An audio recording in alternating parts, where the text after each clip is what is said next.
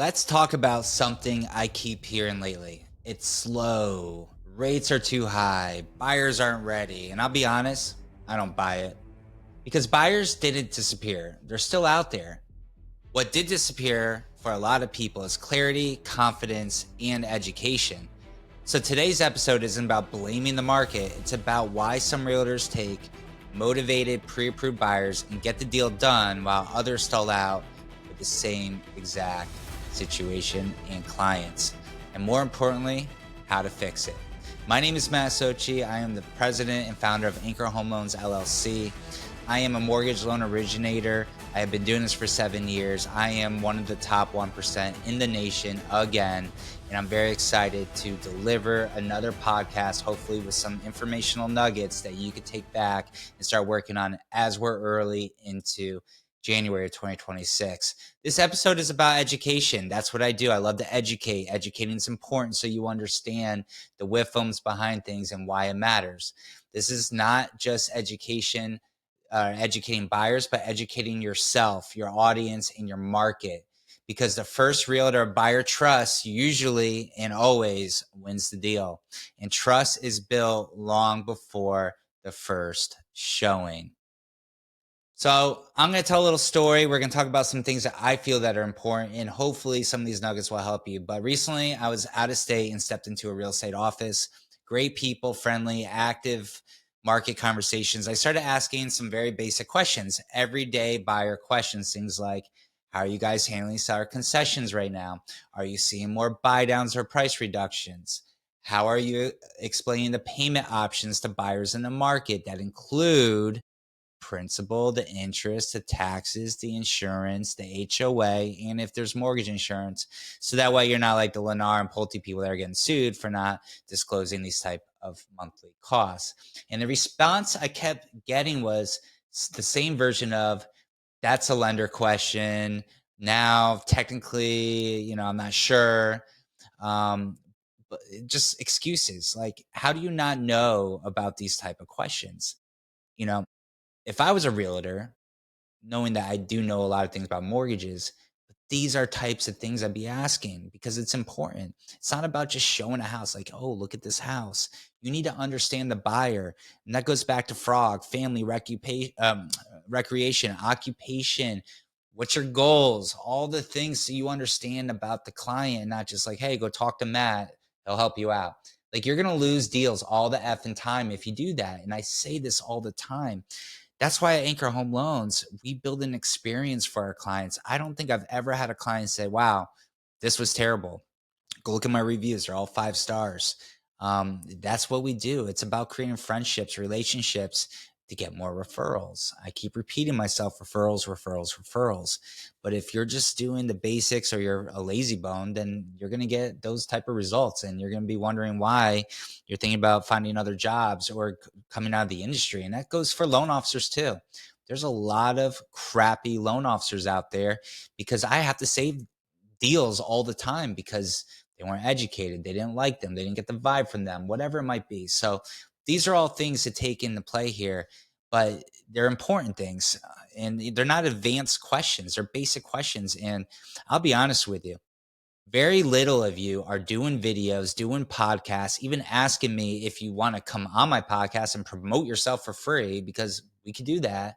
And it's all online. None of you guys are doing that. You're just sitting around. I don't know what you're doing, but there should be no reason that you're not marketing, you're not advertising, you're not educating people, you're not trying to you should be out there like, hey, Matt, do you want to do like a Zoom meeting and I'll invite some people and you invite some people, whatever it might be, and we can educate, we can talk about topics because the more knowledge you have, and I've been saying this, is the more power you have. And that just doesn't go for this type of job, but it also goes for anything in life that you need to know what is going on and be able to answer questions because that's important. That differentiates the really good realtors who are always active, always getting deals, listings, buyers, etc., and the ones that are at the bottom still scratching their head. But for the last 3-4 years, if you just followed the blueprint that I've been giving out for free, then you be on your way. You be killing it because it doesn't matter what the market dictates. There's people out there that have to relocate. They have to buy a home because they don't believe in renting, and neither do I. And these are the things that we do. So, why? That's a lender question, is a red flag. If I was buying a house and didn't have anything to do with this, and my realtor said, "Hey, that's a lender question," I'd be like, "What's your job? To unlock a door?" I mean, any idiot can go on Zillow or Realtor.com or Redfin and get all the details of the home. They just got to see it and touch it. That's it. All right. And that's a part of me that says, like, why realtors? They're not needed, honestly, not for everybody. I definitely don't need one with what I know. I like to use one just because I know it helps them, and I will always do that. But at the end of the day, if you're not doing the things that you should be doing, then you're not needed. It's blunt truth. Okay. Buyers don't separate the roles like we do. That's the reality, is that, you have your jobs as a realtor and part of the business transaction. We have our job as a mortgage loan originator and our part of the transaction. But I play both sides. Why wouldn't I? Why wouldn't I play both sides? Yeah, I'm not giving contractual advice, but I'm educating buyers on the real estate side while I do the mortgage side. They have no reason to go anywhere else. And the same thing should be for you as a realtor. If you're not busy, you should be calling me up and saying, "Hey, what kind of programs are out there? What are things out there that I can advertise and educate my people on, or my clients on, or my past database on, of people that are pre-approved and looking?" That's what you should be doing, is educating yourself. You should know that if somebody's self-employed, you have options. "Hey, by the way, Johnny, I know you're self-employed. A lot of people are having trouble with their tax returns getting qualified. However, my mortgage buddy, Matt, specializes in self-employed buyers. They can do alternative financing such as bank statement loans, profit and loss loans, 1099 only loans, all these different options that are available. But if you're just like, "Oh, you just need your tax returns and hopefully it works out," well, guess what? You're going to fucking lose the deal. Sorry. I'm a little passionate about this. Too many lazy people out there, too many people not disciplined, and then too many people wondering why they're not closing deals. Buyers just want to be educated. They want to have some knowledge. And it's okay for you not to know everything. I don't know everything. And God forbid, if I don't know anything, I'm going to tell the client and let them know I will find that answer. But the same thing goes for you. You need to bridge the gap. Okay. Bridge the gap between lender and realtor and put it together. And there's also too many realtors out there that have in their head that they got to offer to the client 5 different loan officers, 10 different inspectors. I get it. But don't you want your deals to close? I know I sure the hell do. And I'm very selective when I have a buyer that doesn't have a realtor of who I give it to, because I know who my closers are and who they aren't. And that's a fact. And you should be feeling the same way about that too. You have to be feeling the same way about that. There's no lanes here, okay? There's no realtor lane, mortgage lane.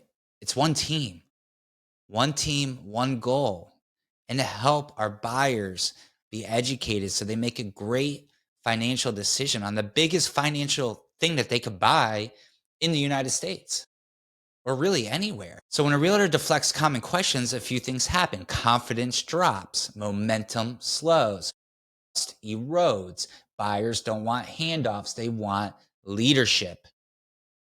And if you're thinking about these things, and I'll say it again, when a realtor reflects or deflects common questions, and this goes for a lender too. If you're a mortgage loan originator out there and you're watching this just because you want to get some tips and be successful, think about this. When confidence drops, momentum drops, trust erodes, buyers not wanting handoffs, and they want leadership. If you're guilty of any of that stuff, that's the reason why your results are going there. It's simple. It's really, really simple. And I'm telling you, like, there's times and days where I'm just like in a blah mood and that happens, but you got to plow through it. Okay. These people are depending on you. They're working their boring ass job 9 to 5, but guess what? They're excited about buying the house. And you have to be just as excited, if not more, for them, because that rubs off the wrong way and they're going to go find somebody else. And don't think your buyer broker agreement is going to just solve all the issues. Okay. I know a lot of people that have buyer broker agreements and then they're trapped and then they feel like they're not getting a great experience and then they just cut it all off altogether. Okay. It is your job to motivate, educate. And if you have a pre-approval letter in your hand and those people are motivated by a house, you better stop all the other stuff and you should be able to get under contract within 2 weeks, in my opinion, if they're motivated. If they're not motivated, then we shouldn't even be talking pre-approval and all that stuff because it's just a waste of time and money. So from my side, I see this constantly in different states throughout the country. I see it online. I have people messaging me, states I can't even do it, but I offer free help because I like that. I like to help people. But from my side, I see this constantly. We spend time pre approving clients, educating them, explaining options, setting expectations. We hand off a prepared, pre approved, or underwritten buyer. And then one of two things happens. One realtor moves quickly, confidently, and strategically. Another hesitates, defers, or avoids basic conversations. It could be the same buyer. You're going to have two different outcomes. So, what's the difference? It's not laziness all the time, it's ownership. Ownership. At the end of the day, it's ownership, and you need to own it. So, what's knowledge versus ownership? Knowledge can be learned. And I keep saying that. I'm an open book. I love to help people, I love to teach people. If you want to learn, let me know. I'm here. There's tools everywhere here and there. I'm offering free tools to my realtors to stay in front of their past clients so they don't lose a listing. I can't tell you, I'm pulling these up and I'm like, holy crap, I can't believe this person lost $150,000 because they weren't in front of their clients. Okay. And realtors, I know you can't have as many closed deals as a loan officer because we're, mobile or behind the scenes and all that stuff. I've closed 750 deals and I'm in front of every single one of my clients, whether it's a refinance, a purchase, selling their home, to purchase a new home, because I have the tools in place that do it and they're good tools. Okay. And I'm offering tools for free. Okay. To my realtor partners. And if you want to jump in on that, do it now. I've been asking about it. I've been telling you about it. You've been getting hit on my CRM about it. And if you're just too scared, that's okay. Come, I got you. If you have, if it's a dignity thing, throw it out the door. We're all on the same level here. Okay. I like tools that help me, and I want to give tools to help you. That's what we do. They're everywhere. Resources are ever abundant. Now you have ChatGPT, you have Google AI, you have all these different options to look up things. So at the end of the day, there's no reason why you shouldn't know what's going on. You should be blasting on Facebook every single day, or Twitter or X or Instagram or TikTok about you. I have one realtor. I'll say her name because she's amazing. Amanda Priesinger out of the other coast. She has never spent one dime on a lead. Most of her clients come from TikTok, Facebook, Instagram, and we close millions and millions of dollars a year in real estate and in mortgages. Think about that. And then half of you guys are using Boomtown, all these other things. And yeah, you might get deals here or there, but social media is king. You have to be good at it. It's very easy to be a marketer. You could actually just go on YouTube and watch how to market social media, or you could go on ChatGPT and figure it out. It's not that hard, and start farming the groups out there. Start farming different social media platforms. Be the local expert and teach people. That's all you got to do. Microphone, computer. I use Riverside FM. It's very cheap. I use a tool called Opus Clips where I rip it all up in the reels. Then you upload it to YouTube. And you'd be surprised. I have other realtors, all their businesses from YouTube. Cost them $0. They're just educating them on the area. That's what we do as buyers. We want to know about the area. I could go on forever about that and this and all these things, but it's important that you understand the resources that are available to you. Don't work with a loan officer that just picks up the phone, calls a client, pre-approval, buy. I'll tell you, I saw the other day, people are saying on social media, I can't believe these lenders are telling clients that their payment is just principal and interest and leaving out taxes and insurance. I mean, to me, that's fucking bananas. Okay. It's the most important part: taxes, insurance, PMI, HOAs. The principal and interest doesn't change. That's a given, but you have to disclose these things. The difference in ownership of the buyer experience, it's about knowing these things. The best realtors don't say, that's not my lane. They say, let me help you understand, John. Just like I understand the basics of real estate, offers, negotiations, timelines, realtors should understand the basics of financing, not to replace us, but to guide the buyer. I have a whole ebook I made on Canva. It's long, but it breaks down everything for clients. If you're a realtor, you should go grab it. Go on my Facebook page, my personal Facebook page. It's probably pinned to the top. It's my whole ebook. It breaks it down, start to finish, difference in payments, programs, da da da da da. It's available. It also has a link to my podcast channel, has a link to this where you can be educated on things. These are all things that are available for you. Most buyer objections aren't real objections. They'll say, I'll wait, rates are too high, I'm nervous. But what they really mean is, I don't fully understand this yet. Objections don't come from rates, they come from uncertainty. And uncertainty comes from gaps in education. I'm going to tell you right now, out of all the clients, and it's probably a couple hundred a year that I take application and have conversations with, very, very, very rarely do we talk interest rates. They know what the rates are. You just Google it, look them up. Of course, there's different little things with them, but at the end of the day, it's public knowledge. You don't need to worry about that, right? I focus more on what is the end game. You're going to move into a house. Is it because you're downsizing? Are you upsizing? What's the game plan look in 3 to 5 years, 5 to 10 years? Are you looking to pay off the house faster? Are you looking to be in a specific area for resale purposes? Like, you just have to talk to people and open your mouth. Okay. That's how you overcome objections. Hey, I know exactly how you feel. And personally, I felt the same way. But let me help you understand why da da da da da. Right. These are all sales tactics. When somebody tells you no, it's only because you haven't answered their questions. That's it. It's basic 101 sales. A no is really a yes, but you have to uncover it and get there, right? And it's easy for a buyer to say things like, oh, interest rates are too high, the payment's too high. You know why? Because they don't see the value. They don't see the value. And if you're a realtor out there, it should be easy for you. Hey, listen, hey, John, I totally understand that the payments are going to be probably high and the rates are high. But let me tell you, working with Matt at Anchor Home Loans, he has a really great program. Actually, several great programs, but one of them is called the temporary rate buy down, which a lot of buyers are taking advantage of, and a lot of sellers are contributing to this. And what it does is, over the next 3 years or 2 years or 1 year, whatever one, we could use the seller credits to lower your interest rate, and bearing that, hopefully we can refinance within a period of time. Okay. The temporary rate buy down can save you, depending on the loan amount and different things. But let's just say the rate for this purpose is 6%, and that payment is $3,000. But if we do a 2-1 buy down in the first year, you're at 4%. Well, that payment might only be $2,400. Get me? And then the second year might be 2,750, and then year three goes to the locked rate and be at that. Now, just thinking outside the box and helping people understand. When you tell a client that, they might be like, oh, wow, I didn't know there was such a thing. Or if you're a realtor out there, you could be like, hey, seller credits are a big thing right now. Let's not so worry about the sale price. Okay.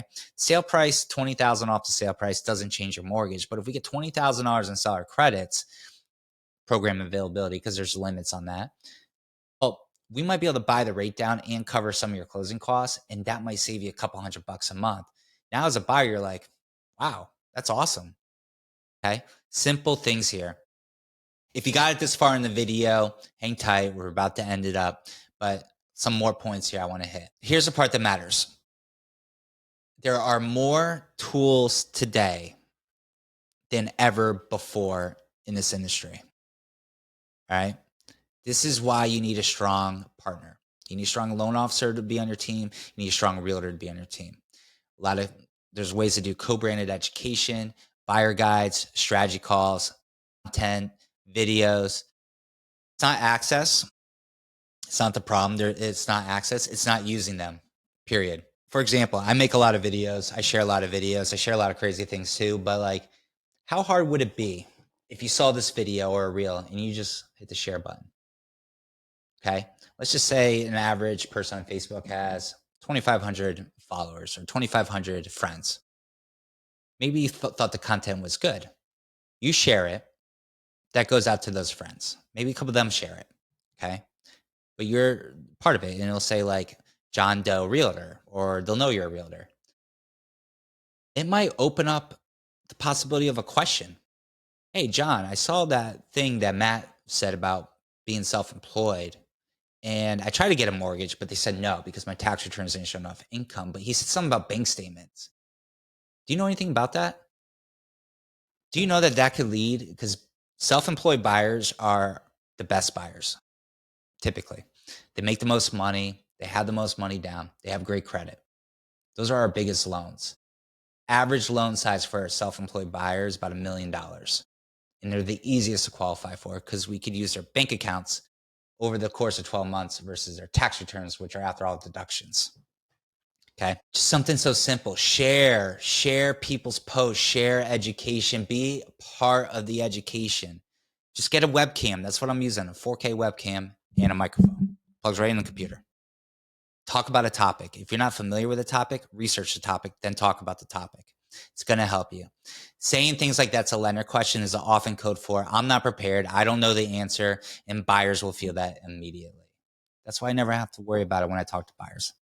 I know everything I need to know to make them feel good, feel happy, feel confident. And that's the important part. So let's zoom out. Education doesn't stop at the office. Buyers don't wait for appointments to learn anymore. They scroll, they watch, they listen, or they're learning from someone else if it's not you. So the question is, are they learning from you? And that's what you got to ask yourself. If you're not educating online, somebody else is doing it. Somebody else is getting deals. Somebody else is making a lot of money. Somebody else is helping a lot more people buy a home.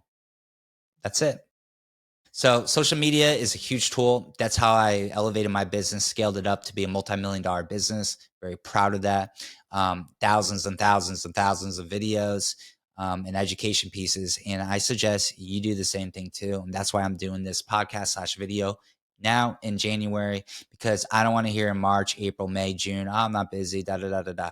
You can make it happen. And I know you can, but you need to have the discipline to do so. Social media isn't about going viral. I'll tell you that right now. I don't go viral, but I give information. I am doing a ton of DSCR investor loans in different states because somebody shared my information in these groups and I'm the preferred lender for it. I didn't even do anything. It's just word of mouth and educating people on how to do these things. That's it. It's about clarity. It's about repetition, right? One short video explaining the buying process, what actually matters in an offer, common mistakes out there can reach hundreds, even thousands of people. And they're going to remember where it came from. Education scales, one conversation never does. So, what are you actually posting? Ask yourself honestly these questions. Are you educating buyers? Or are you only posting homes just sold, market graphics? Buyers don't follow for your listings, they follow for clarity. And don't get me wrong, when you get a clear close, sold, all this stuff, I love it. It's great. It shows action and it shows tangibility. So that is good. But every other day, just make a post about education, maybe closing cost credit caps on different programs. Get with me and ask me. I'll help you, whatever it might be. But that's what you need to be doing. Um, people follow you for clarity. I have 7,000 followers on Facebook. It's not large, but it's big enough for me. Okay. And when they finally reach out, they should feel like I already trust him or her. That's your brand. So I will say this podcast, great way to give out information. It's great in the car. A lot of people don't listen to radio anymore. Builds long form trust. You can make series, different events, all those different things. Short clips reinforce authority. Repetition builds familiarity. And by the time a buyer calls you, they shouldn't be meeting you. They should be confirming you. That's the truth. It's not like, hey, nice to meet you. It's, I'm confirming you. You are who you are. And that's why I do these videos, to be honest with you. Here's a little tip or trick you could do or tool. Google your name. I think I'm on like 10 pages of Google. It just keeps going. All right. That's a fun little trick. Google your name. See what shows up. Because clients are Googling you. Trust me. They're looking to see if you have YouTube. They're looking at all your things. They want to be educated. They want to see that you are who you are. So just try it. Try it. It's good exercise. So this is where partnership matters. A strong loan officer educates early, reinforces your value, helps you speak confidently, and aligns messaging. The best realtor-lender relationships aren't transactional, they're educational, and buyers can feel the difference. So I'll leave you this. If you want more buyers this year, stop deferring the basics. Stop hiding behind roles. Stop owning the full, or excuse me, start owning the full process. Start educating in person and online, social media, because the first realtor a buyer trusts usually wins the deal. And trust isn't built at the showings. It's been a long one, but I needed to get it out there. I'm going to do lots of podcasts this year. Honestly, really, really think about your circle. Okay. Always think about your circle. I will tell you, I will always, always have my realtors' backs. Always. And I will fight with you. I'll fight for you and for our clients. And I'll make sure they have the best damn experience. So they go tell their friends, they go tell their family, they go write a great review, they go tell their coworkers, and then we keep the circle going. And that's what it's all about. Thanks for watching. I'll catch you guys soon.